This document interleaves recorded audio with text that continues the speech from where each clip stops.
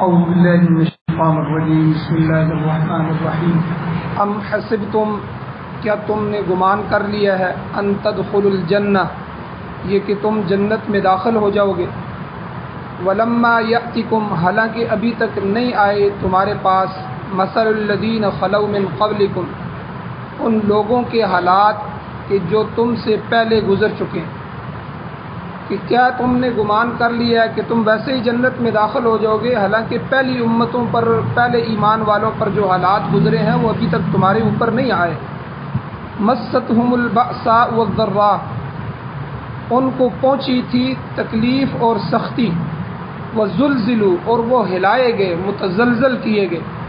حتیٰ اتنا کہ یہاں تک کہ یقول الرسول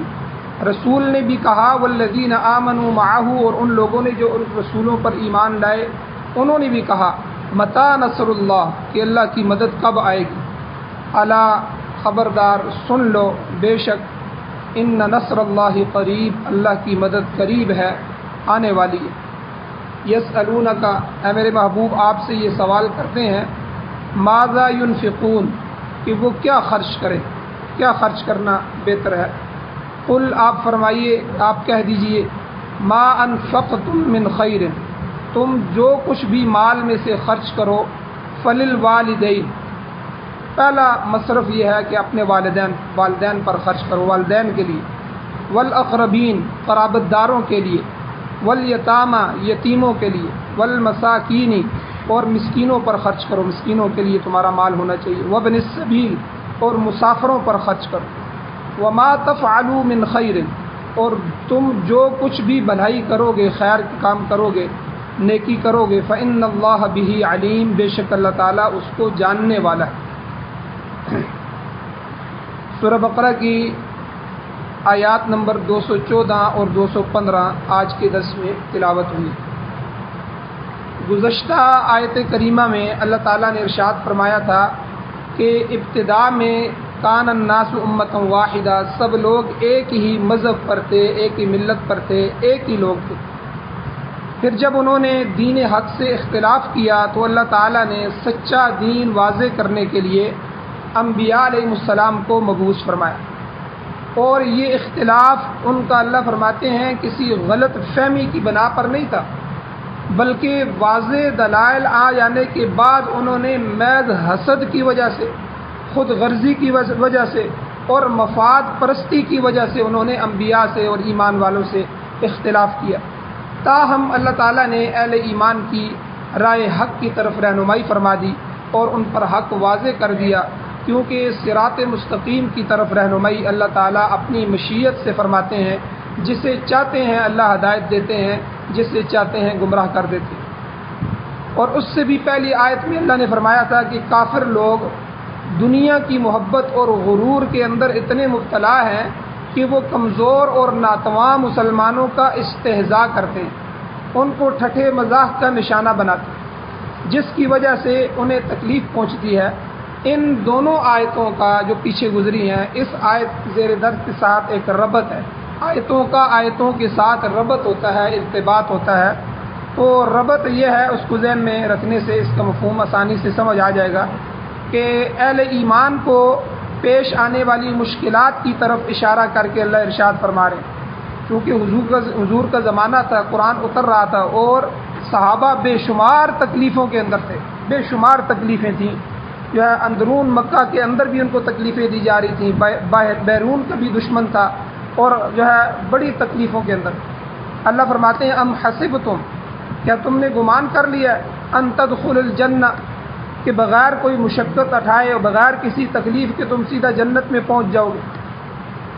مسلمانوں کو یاد ہونا چاہیے کہ ان کو اندرونی اور بیرونی دشمنوں سے واسطہ پڑے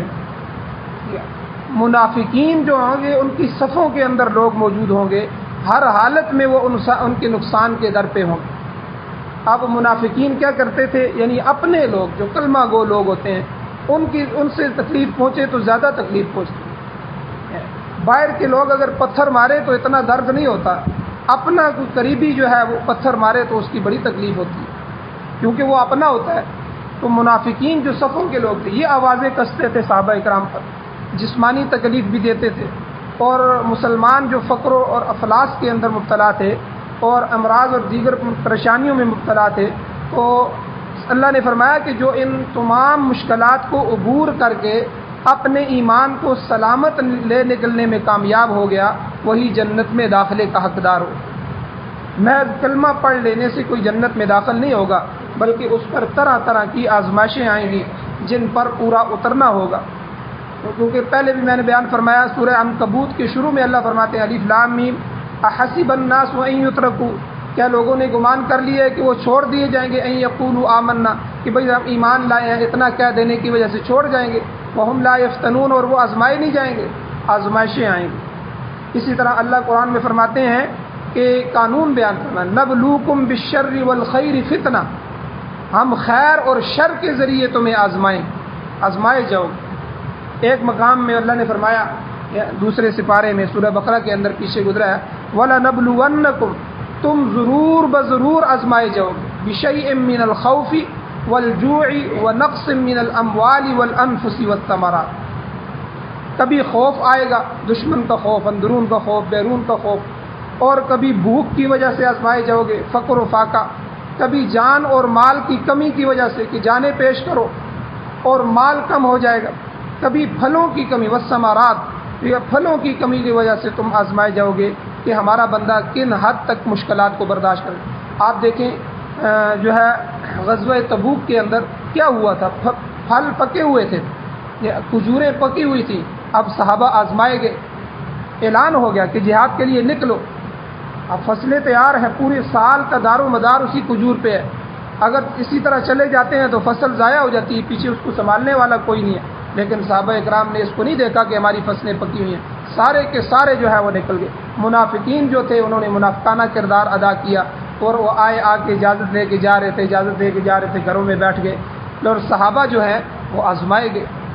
تو اللہ نے فرمایا کہ وَلَنَبْلُوَنَّكُمْ، ضرور بضرور تم آزمائے جاؤ گے ان چیزوں سے۔ تو اللہ یہ دیکھنا چاہتے ہیں، ٹھکور کر دیکھنا چاہتے ہیں کہ میرا بندہ ان مشکلات کو کس حد تک برداشت کر سکتا ہے۔ حدیث میں آتا ہے حضور علیہ الصلوۃ والسلام نے فرمایا حفت الجنت بالمکارہ، کہ جنت کے گرد جو باڑ ہے وہ مشکلات کی باڑ ہے، مکارہ ان چیزوں سے، مشکلات سے جنت کو گھیر دیا گیا، ان مشکلات کو عبور کر کے ہی کوئی شخص جنت میں پہنچ سکتا ہے۔ اور جہنم کے بارے میں فرمایا کہ حفت النار بالشہوات، جہنم کو اللہ نے شہوات سے گھیر دیا، اس کے گرد جو باڑ ہے وہ شہوتوں کی ہے، خواہشات کی باڑ ہے۔ اب خواہشات کی تکمیل کے لیے لوگ دوڑ کر ان کی طرف جا رہے ہیں اور انہیں عبور کر کے جہنم میں داخل ہو رہے ہیں۔ تو الغرض اللہ تعالیٰ نے فرمایا کہ اے لوگو، کیا تم یہ سمجھتے ہو کہ بغیر کسی مشقت کے آسانی کے ساتھ جنت میں مقام حاصل کر لو؟ ایسا نہیں۔ اب اللہ نے سابقین کی مثالیں دی، پچھلے لوگوں کی، اس حقیقت کو مزید واضح کرنے کے لیے اللہ نے ارشاد فرمایا وَلَمَّا يَأْتِكُمْ مَثَلُ الَّذِينَ خَلَوْا مِنْ قَبْلِكُمْ، کہ تم تک پہلے لوگوں کے حالات ابھی نہیں پہنچے، اگر نہیں پہنچے تو تمہیں ان کے حالات معلوم کرنا چاہیے کہ پہلی امتوں نے پہلے انبیاء کے ساتھ کیا کیا، پہلے انبیاء کے ماننے والوں کے ساتھ کیا کیا، تاکہ تمہیں پتہ چل جائے۔ مَسَّتْهُمُ الْبَأْسَاءُ وَالضَّرَّاءُ وَزُلْزِلُوا، اللہ خود فرما رہے ہیں ان پر کیسی کیسی سختیاں اور تکلیفیں آئی، ایسی تکلیفیں، مَسَّتْهُمُ الْبَأْسَاء، ان کو تکلیفوں اور سختیوں نے ایسا پکڑا کہ وہ زلزلوا، وہ ہلائے گئے، ایمان والے بھی ہل کے رہ گئے، ہلا دیے گئے، ایسے مصائب کا ان کو سامنا کرنا پڑا کہ تم وہ مصائب کے بارے میں گمان بھی نہیں کر سکتے۔ ان تمام تر دشواریوں کو برداشت کرنے کے بعد وہ جنت کے حقدار ہوئے۔ مثلا صحابہ میں سے دیکھیں حضرت خباب بن ارت رضی اللہ تعالیٰ عنہ کو کتنی تکلیفیں دی گئیں، بخاری شریف اور دیگر حدیث میں موجود ہے کہ اتنی تکلیفیں دی گئیں کہ حضرت خباب نے ان مشکلات کو کس طرح برداشت کیا، اور پھر کفار مکہ کی ان سزاؤں سے تنگ آ کر حضور صلی اللہ علیہ وسلم کی خدمت میں آئے اور حضور سے فرمایا الا تدعو لنا، کیا آپ ہمارے لیے حضور دعا نہیں کرتے کہ اللہ تعالیٰ ہمیں ان مصائب سے نجات دلا دے؟ حضور علیہ السلام نے ارشاد فرمایا افسوس کا مقام ہے، تم بے صبری کا مظاہرہ کر رہے، حالانکہ تم سے پہلے ایسے اہل ایمان گزرے ہیں کہ جن کے سروں پر آرے رکھے گئے اور آرے چلا دیے گئے اور ان کو دو ٹکڑے کر دیا گیا، اور مگر وہ اپنے دین پر قائم رہے۔ اور ایسے لوگ بھی ایمان والے گزرے ہیں جو لوہے کے کنگے جو تھے، کنگا جو ہوتا ہے جس سے ہم جو ہے سر کے بال سیدھا کرتے ہیں، کنگھی کرتے ہیں، لوہے کے بڑے بڑے کنگوں سے ان کے جسموں سے گوشت کو نوچ دیا گیا، مگر ان کے پائے استقلال میں کوئی لغزش نہیں آئی۔ اور ایسے لوگ بھی ایمان والے گزرے کہ جلتے ہوئے کڑھائے تیل کے اندر ان کو ڈال دیا گیا، وہ ڈالتے ہی بکوڑا بن گئے، لیکن انہوں نے اسلام کو نہیں چھوڑا، دین کو نہیں چھوڑا۔ اللہ کے نبی صلی اللہ علیہ وسلم نے فرمایا، اے خباب واللہ لیتمن ھذا الامر، اللہ کی قسم یہ معاملہ پورا ہو کر رہے گا اور یہ ساری تکلیفیں آ کر رہیں گی، تب اسلام کو غلبہ حاصل ہوگا، تب جا کے امن و امان کا دورہ ہوگا۔ پھر حضور نے وہ امن و امان کا دورہ بھی بتایا کہ پھر وہ ایسا امن آئے گا کہ ایک عورت صنعاء کی جگہ ہے، وہ صنعاء سے لے کر تنہا جو ہے اکیلی حضرموت تک سفر کرے گی، مگر اسے اللہ کی ذات کے علاوہ کسی کا خوف نہیں ہوگا۔ انسان تو دور کی بات، کسی بھیڑیے کو بھی جرت نہیں ہوگی وہ کسی بھیڑ کو کھائے۔ پھر اللہ اس کے بعد سختی کے بعد جب آسانی کرتے ہیں، صحابہ پر جب تکلیفیں آئیں، تکلیفوں کے بعد آسانیاں جب آئیں تو پوری دنیا اللہ نے ان کے قدموں کے نیچے رکھ دی، پوری دنیا ان کے سامنے رکھ دی۔ تو یہاں بأسا اور ضرا دو چیزیں اللہ نے ارشاد فرمائی۔ بأسا سے مراد سختی ہے، یہ اندرونی اور بیرونی ہر دو طریقے سے جو سختی ہوتی ہے، جیسے تجارت میں نقصان ہو گیا، ایمان والے کو نقصان بھی ہو سکتا ہے، فقر و فاقے کی نوبت آ گئی تو اس کی تفصیل آگے آئے گی، اس کو بأسا کہتے ہیں۔ اور ذرا ایسی تکلیف کو کہتے ہیں، یہ دونوں تکلیفیں ہوتی ہیں۔ ذرا جسمانی تکلیف کو، یعنی ہم ان کو اندرونی اور بیرونی تکلیف بھی دیں گے، گھر سے بھی تکلیف آ سکتی ہے، فقر و فاقے بھی، اور اندرونی جسمانی تکلیف بھی آ سکتی ہے، جیسے بیماری آ گئی، کوئی حادثہ پیش آ گیا۔ وَزُلْزِلُوا، تیسرا جملہ اللہ نے فرمایا، تیسرا لفظ کہ وہ ہلا دیے گئے، یعنی پریشانی کے عالم میں ان پر لرزہ طاری ہو گیا، ایسی گھبراہٹ طاری ہو گئی، اور ان کو عزت نفس کو بھی ان کو متزلزل کر دیا گیا۔ تو یہ سب آزمائش کی مختلف قسمیں ہیں جن سے پہلے لوگوں کو گزرنا پڑا، یہاں تک کہ اللہ کے رسول اور اہل ایمان بھی پکار اٹھے، حتیٰ یقول الرسول والذین آمنوا معہ، یعنی رسول نے بھی کہا اور ان کے ساتھ جو ایمان والے تھے انہوں نے بھی کہا، متی نصر اللہ، کہ اللہ کی مدد کب آئے گی، یعنی اتنی تکلیف۔ آپ غزوہ احزاب کو دیکھیں، غزوہ خندق کو، غزوہ خندق میں چاروں طرف سے مدینہ کو دشمنوں نے گھیرا ہوا تھا، اندر سے منافقین کا خطرہ اور ساتھ مدینہ کے یہودیوں کا خطرہ، اور پورا عرب اکٹھے ہو کے جو ہے مدینہ کو انہوں نے گھیر دیا۔ اتنی تکلیف تھی کہ جو ہے صحابہ بھی پریشان تھے، حضور بھی پریشان تھے۔ اللہ نے پھر فرمایا کہ اللہ جو ہے سن لو، ان نصر اللہ قریب، اللہ کی مدد جو ہے وہ اب قریب ہے، آنے والی۔ مولانا اشرف علی تھانوی رحمۃ اللہ علیہ فرماتے ہیں کہ بشریت کے تقاضے اللہ تعالیٰ کے کامل بندوں پر بھی وارد ہوتے ہیں۔ جو بشریت کا تقاضا ہوتا ہے، غم، خوشی، خوف، یہ اللہ کے کامل جو بندے ہیں ان پر بھی دشواریاں آتی ہیں، ان پر بھی اضطراری حالت آ جاتی ہے، مگر یہ چیز ان کے مرتبہ کمال کے منافی نہیں ہے، اس کی مخالف نہیں ہے۔ بعض اوقات انبیاء پر بھی ایسی تکلیف آتی ہیں، وہ بھی پکار اٹھتے ہیں کہ اللہ کی طرف سے مدد کب آئے گی، تو اللہ تعالیٰ کی طرف سے اعلان ہوتا ہے، الا ان نصر اللہ قریب، اے میرے بندو فکر نہ کرو، اللہ کی مدد بالکل قریب ہے، وہ پہنچنے والی ہے۔ تاہم اہل ایمان کی شان یہ ہے کہ وہ ہر آزمائش پر ثابت قدم رہتے ہیں۔ اللہ تعالیٰ سورہ صف کے اندر 28ویں سپارے کے اندر اللہ فرماتے ہیں اہل ایمان کو خطاب کر کے کہ یا ایھا الذین آمنوا، اے ایمان والو، هل ادلکم علی تجارۃ تنجیکم من عذاب علیم، کیا میں تمہیں ایک ایسی تجارت نہ بتاؤں جو تمہیں عذاب علیم یعنی دردناک عذاب سے نجات دے۔ اللہ پھر خود فرما رہے ہیں تؤمنون باللہ ورسولہ، اللہ اور اس کے رسول پر ایمان لاؤ۔ دوسرا کام وتجاہدون فی سبیل اللہ باموالکم وانفسکم، اللہ کی راہ میں مال اور جان کے ساتھ جہاد کر، اپنی مال بھی اور اپنا جان بھی لے کر اللہ کے راستے میں نکلو،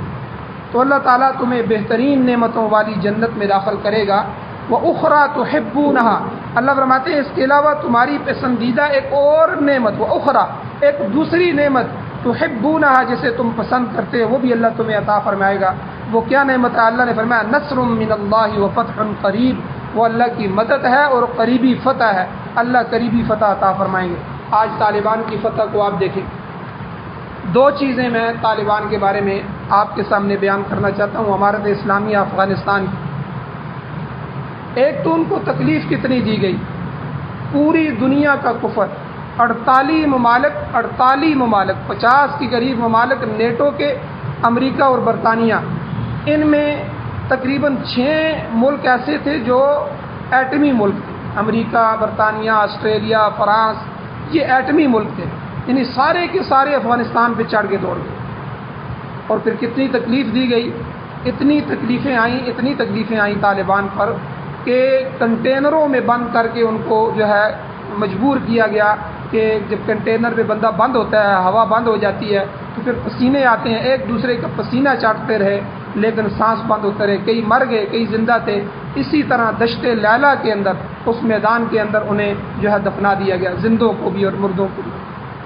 اور 5000 کے قریب لوگوں کو، اور جو بچ گئے ان کو جو ہے انہوں نے قید میں ڈال دیا، اور اتنی تکلیفیں دی قید میں کہ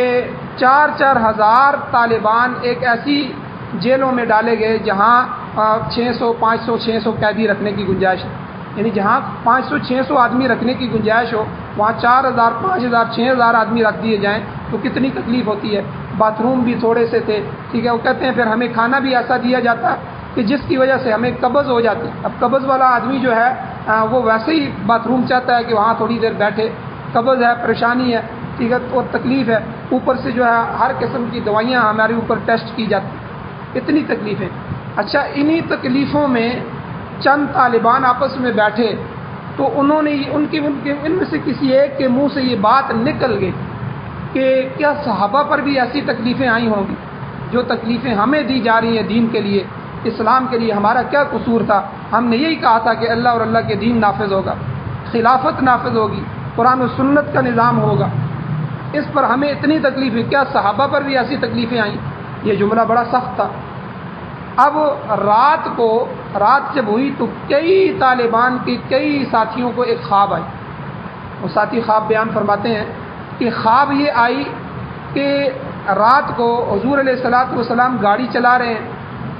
اور ساتھ جو ہے طالبان کے 2 کمانڈر بیٹھے ہوئے ہیں اور ساتھ ابو بکر اور عمر بیٹھے ہوئے ہیں، یہ خواب آئی۔ اب جب یہ گاڑی ایک چڑھائی پر چڑھی تو اوپر جا کے چڑھائی کے اوپر بالکل قریب جو ہے وہ گاڑی بند ہو گئی، اب گاڑی پیچھے آنے لگی، خطرہ تھا پیچھے گر جائے اور سارے ساتھی جو ہے وہ شہید ہو جائے۔ اب طالبان نے چھلانگیں لگائی کہ کسی جگہ سے جلدی پتھر لے کے آئیں تاکہ گاڑی کے ٹائروں کے پیچھے رکھ دیں، گاڑی پیچھے نہ آئے۔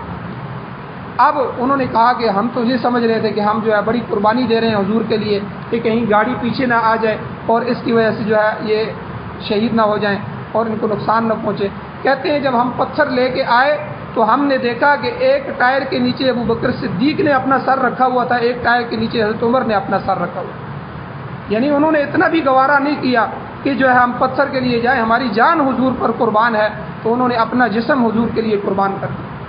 تو پھر جب صبح اٹھے تو دہاڑے مار کے رو رہے تھے، تو انہوں نے ایک دوسرے کو خواب سنایا کہ واقعی صحابہ کو اتنی تکلیفیں دی گئی ہیں، ہمیں اتنی تکلیفیں نہیں دی گئی، ہمیں اتنا نہیں آزمایا گیا جتنا صحابہ کو آزمایا گیا ہے، اور ہم اتنے آزمائش پر نہیں ہوتے۔ آپ دیکھیں اتنی آزمائش امارت اسلامیہ طالبان کی آئی۔ پھر اللہ نے آخر جو ہے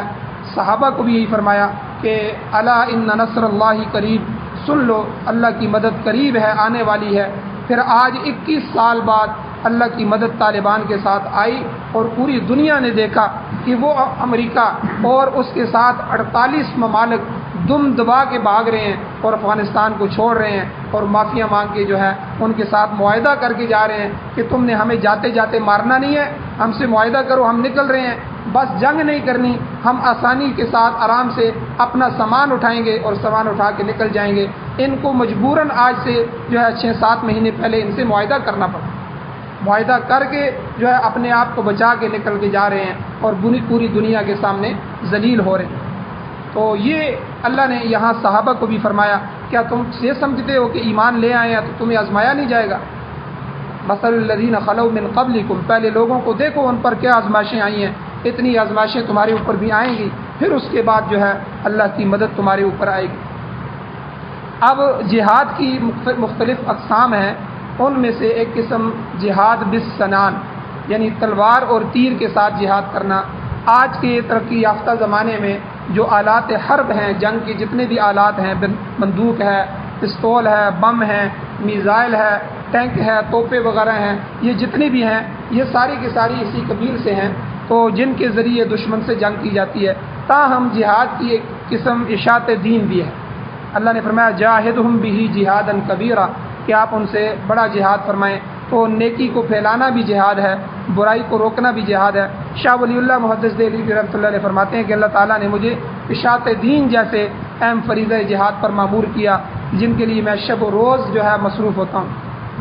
اسی طرح اشاعت علم ہے، علم کا پھیلانا، اس کی کئی صورتیں ہیں۔ ایک صورت کو تالیف و تصنیف کی ہے، کتاب لکھنے اور جو ہے اس کو آگے پھیلایا جائے۔ ائمہ دین نے اس سلسلے میں بڑی محنت کی، کوشش کی۔ امام بخاری رحمۃ اللہ علیہ نے جو بخاری لکھی ہے تو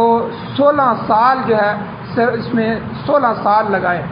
16 سال میں یہ بخاری شریف لکھی۔ امام مسلم رحمۃ اللہ علیہ نے جو مسلم شریف حدیث کی کتاب لکھی ہے 15 سال میں، ذخیرہ حدیث میں جو ہے انہوں نے 15 سال لگائے اور یہ کتاب لکھی۔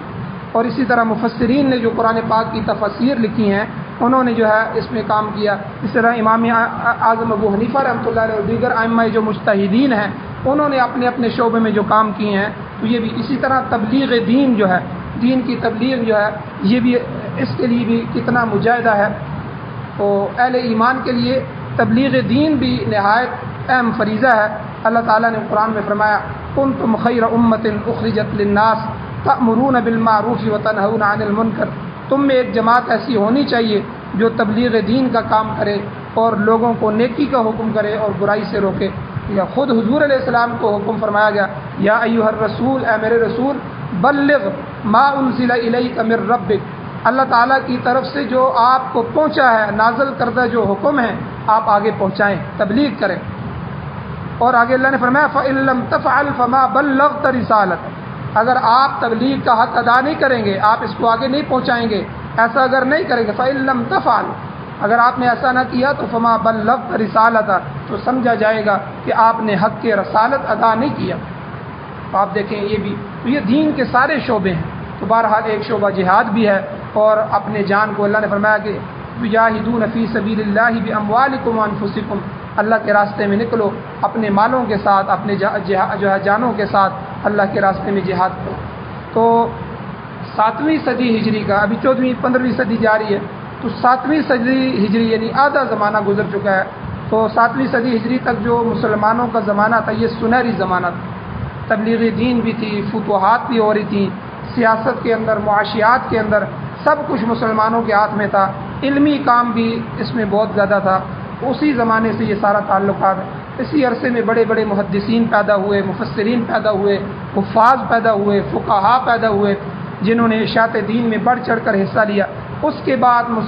مسلمانوں پر انحطاط کا دور شروع ہوا، کمزوری کا دور شروع ہوا، اور اب تک مسلمان کمزور ہیں۔ تو اس عرصہ میں خالی کوئی لوگ پیدا ہو رہے ہیں جنہوں نے کما حق ہو اشاعت دین کا کام کیا ہو، لہذا اس زمانے میں اس طرف زیادہ توجہ کی ضرورت ہے کہ دین کی اشاعت کی جائے۔ اب جہاد میں مال اور جان دونوں چیزیں لگانی پڑتی ہیں۔ پہلے ذکر آ چکا ہے کہ اللہ کے راستے میں جہاد کرو بھی اموالکم وانفسکم، مالوں کے ساتھ اور اپنی جانوں کے ساتھ، تاہم نیت اصلاح کی ہونی چاہیے۔ آگے اصلاح کے 2 پہلو ہیں، یعنی اصلاح نفس اور اصلاح عالم۔ یعنی کوئی کام بھی دین کا کریں، آپ تبلیغ میں جائیں، جہاد میں جائیں، یا طالب علم ہے علم حاصل کرنے کے لیے جائے، کسی شعبے میں بھی کوئی آدمی کوئی مومن کام کر رہا ہے تو اسے نیت اصلاح ہونی چاہیے، اصلاح کی نیت۔ تو اصلاح کے 2 پہلو ہیں، ایک تو اصلاح نفس ہے، اپنے نفس کی اصلاح، ایک اصلاح عالم ہے، پورے جہان کی اصلاح۔ اپنے نفس کی اصلاح اس لیے ضروری ہے کہ اس کے بغیر انسان جو ہے وہ علیین کے مقام تک جنت میں نہیں پہنچ سکتا، اور اصلاح عالم جو ہے پوری دنیا کی اصلاح اس وجہ سے لازم ہے کہ اس کے بغیر فتنہ اور فساد ختم نہیں ہو سکتا، معاشرہ جو ہے وہ کامل نہیں ہو سکتا، لہٰذا یہ دونوں چیزیں ضروری ہے۔ تو اس لیے مال کا ایک بہترین مصرف جو ہے وہ اشاعت اسلام بھی ہے۔ اس کمزوری کے زمانے میں جو ہے اہل ثروت لوگ جو ہیں جن کو اللہ نے مال دیا ہے، تو ان کو سوچنا چاہیے کہ ہم اپنا مال اس پر کتنا خرچ کر رہے ہیں۔ تو اس کام کے لیے جس قدر بھی سرمایہ کی ضرورت ہے اس کا 1% حصہ بھی ہمیں کہیں ایسا نظر نہیں آتا تو مسلمان دولت آج جو ہے وہ عیش پرستی پر خرچ ہو رہی ہے۔ حضور علیہ الصلوۃ والسلام نے ممانعت فرمایا فإن عباد اللہ لیسوا بالمتنعمین، یعنی اللہ کے بندے عیش پسند نہیں ہو سکتے، ایمان والا عیش پسند نہیں ہو سکتا۔ عیش پرستی تو کفار کا شیوا ہے، ان کی عادت ہے۔ مسلمانوں کی دولت تو امور خیر میں، نیکی کے کاموں میں خرچ ہونے والی، مگر افسوس کا مقام ہے آج مسلمان عمارات کے اندر لگا ہوا ہے، عمارتیں بنانے میں، ان کی تزئین و آرائش میں بے دریغ روپیہ جو ہے وہ خرچ کر رہے ہیں، ایک ایک باتھ روم پر لاکھوں روپے خرچ ہو رہے ہیں، کھیل تماشے میں اس کے پیسے لگ رہے ہیں، لہو و لہب کے اندر اس کی دولت خرچ ہو رہی ہے، مگر جہاد کی اندر جو ہے یہ مد جو ہے بالکل خالی نظر آ رہی ہے۔ اشاعت دین کا تھوڑا بہت کام جو ہے وہ ہو رہا ہے، تو جو ہے باقی یہ بزرگان دین کے خلوص کا نتیجہ ہے کہ اللہ تعالیٰ نے انہیں قبول فرمایا، ورنہ ہمارے زمانے میں کتنے لوگ ہیں جو اس طرف توجہ دے رہے ہیں الا ماشاء اللہ۔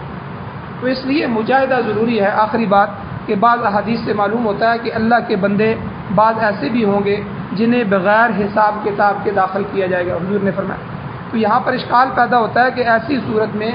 آزمائشوں میں پورا اترنا کس حد تک ضروری رہ جاتا ہے،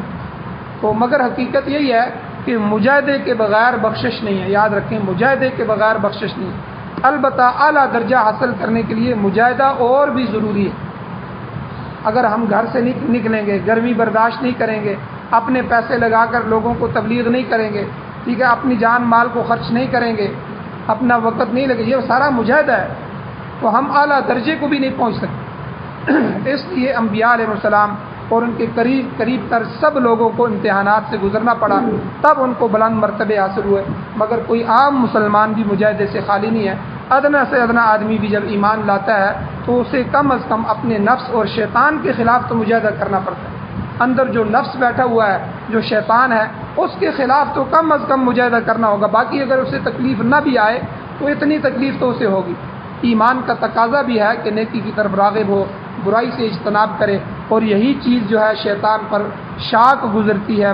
کہ جب شیطان اس مومن کی نیکی میں آڑے آتا ہے تو اس کے خلاف جہاد کرنا پڑتا ہے۔ اللہ قرآن میں فرماتے ہیں وَلِكُلٍّ دَرَجَاتٌ مِّمَّا عَمِلُوا، ہر شخص کے لیے اس کے عمل کے مطابق درجات ہیں، مگر مجاہدے سے مبرہ کوئی بھی نہیں ہے۔ حضور علیہ السلام نے فرمایا کہ وضو کرنے اور نماز ادا کرنے کے لیے بھی تکلیف اٹھانی پڑتی ہے۔ اب دیکھیں صبح اٹھنا، ٹھیک ہے، گرمیوں کی صبح نیند کو چھوڑنا، یہ بھی مجاہدہ ہے، اپنے نفس کو جو ہے اس پر تیار کرنا، ٹھیک ہے، اور اٹھ کے پھر وضو کرنا اور پھر نماز کے لیے آنا، یہ بھی تکلیف ہے، یہ بھی مجاہدہ ہے۔ تو پھر جتنا بڑا مجاہدہ کوئی کرے گا اتنا ہی بڑا اللہ اس کو آزاد عطا فرمائیں گے، جنت میں درجات ہوں گے۔ بہرحال اللہ تعالیٰ نے فرمایا کہ مومن یہ نہ سمجھے کہ بغیر آزمائش کی جنت میں چلے جائیں گے، حالانکہ پہلے لوگوں کو بڑی بڑی مصیبتیں برداشت کرنی پڑی، تب جا کے وہ جنت کے حقدار ہوئے۔ اللہ جل شانہ سے دعا ہے اللہ ہمیں عمل کی توفیق عطا فرمائے۔ آمین۔ الحمدللہ رب العالمین والعاقبۃ للمتقین والصلاۃ والسلام علی رسولہ النبی الأمی الکریم۔ اللهم ربنا آتنا في الدنيا حسنة وفي الآخرة حسنة وقنا عذاب النار رب اغفر وارحم وأنت خير الراحمين۔ یا اللہ ہماری کمیوں کو تنگیوں کو معاف فرمائیے، درگزر فرمائیے، صغیرہ کبیرہ گناہوں کو معاف فرمائیے۔ یا اللہ جتنی بھی ایمان والوں پر حالات آتے ہیں یا اللہ ان کو سنوارنے کے لیے آتے ہیں، ہمیں یا اللہ ہم آزمائشوں کے امتحانوں کے قابل نہیں ہیں، یا اللہ ہمیں ان سے محفوظ فرمائیے، عافیت والا معاملہ فرمائیے۔ یا اللہ اگر امتحان آپ کی طرف سے آ جائے تو ہمیں استقامت نصیب فرمائیے، یا اللہ اس میں پورا اترنے کی توفیق نصیب فرمائیے۔ یا اللہ ہمارے بچوں کو ہمارے سامنے ذبح نہیں کیا گیا، امتحان نہیں لیا گیا، برما کے مسلمانوں کو یا اللہ ان کے ماؤں کے پیٹ چاک کر کے ان کے بچوں کو نکالا گیا، یا اللہ ان کے لوگوں کے گوشت کھائے گئے، یا اللہ ہم نے وہ منظر نہیں دیکھا۔ ابھی ہم نے اسلام کے لیے ان لوگوں نے جلتے ہوئے بھی ایمان کو نہیں چھوڑا، آج کا کمزور مسلمان بھی یا اللہ آپ پر اتنا ایمان رکھتا ہے، یا اللہ ہمیں ان آزمائشوں سے محفوظ فرمائے۔ یا اللہ کشمیر کا مسلمان 70 سال سے پس رہا ہے لیکن ایمان کو نہیں چھوڑ رہے، ہر طرح کی آفریں ان کو کی گئی ہیں، یا اللہ ہمیں بھی ایمان پر تقویت نصیب فرما، ایمان پر استقامت نصیب فرما۔ یا اللہ پوری دنیا میں اپنے نظام کو غالب فرما، عافیت کے ساتھ غالب فرما۔ یا اللہ پوری دنیا کے باطل نظاموں کو یا اللہ ختم فرما۔ جمہوریت بھی کفری نظام ہے، انگریزوں کا نظام ہے، یا اللہ اس کے مقابلے میں خلافت کا نظام، یا اللہ امارت اسلامیہ کا نظام، قرآن و سنت کا نظام یا اللہ ہمیں عطا فرمائیے۔ یا اللہ جب تک زندگی ہو عزت والی وقار والی زندگی نصیب فرمائیے۔ جب موت آئے تو سعادت والی شہادت والی موت نصیب فرمائی، خاتمہ ایمان پر فرمائی۔ صلی اللہ تعالیٰ علی خیر خلقہ محمد وآلہ وصحبہ اجمعین برحمتک یا